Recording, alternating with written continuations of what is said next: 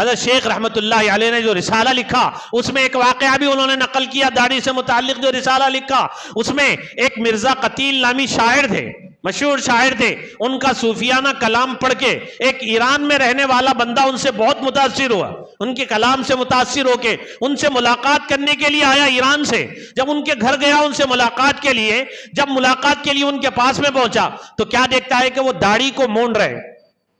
داڑھی مونڈ رہے۔ تو جیسے ہی اس نے دیکھا کہ داڑھی مونڈ رہے تو اس نے پوچھا آغا ریشمی تراشی، کہ جناب آپ داڑھی مونڈ رہے، آغا ریشمی تراشی جناب آپ داڑھی مونڈ رہے؟ تو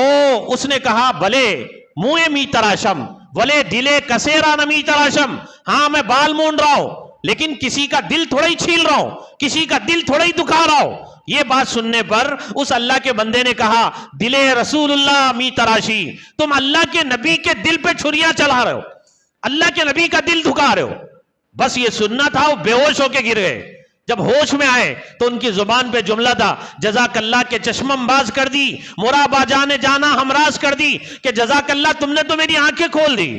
تم نے تو میری آنکھیں کھول دی کہ بھئی میں داڑھی رکھ کے کسی کو تکلیف تو نہیں پہنچا رہا ہوں لیکن میرے نبی کو تکلیف پہنچا رہا ہوں، آپ کے دل پہ چھریاں چلا رہا ہوں، کہ آپ کے حلیے کے خلاف اپنا حلیہ بنا رہا ہوں، آپ کے چہرے کے خلاف اپنا چہرہ بنا رہا ہوں۔ تو یہ میرے دوستو داڑھی رکھنا یہ سارے انبیاء کرام علیہم السلام کی سنت ہے، داڑھی کا رکھنا واجب ہے، کاٹنا حرام ہے، ناجائز ہے۔ ایک مٹھی کے بعد میں آپ کاٹ سکتے ہیں، اس سے پہلے کاٹنا یا مونڈنا یہ دونوں ناجائز ہے، حرام ہے۔ اس مسئلے کو ذہن میں رکھنا چاہیے۔ اور کتنے ہم میں سے لوگ ایسے ہیں جو اس سنت سے اپنے آپ کو خالی کیے ہوئے ہیں اور نبی صلی اللہ علیہ وسلم کے اس طریقے کو اپنانا نہیں چاہتے۔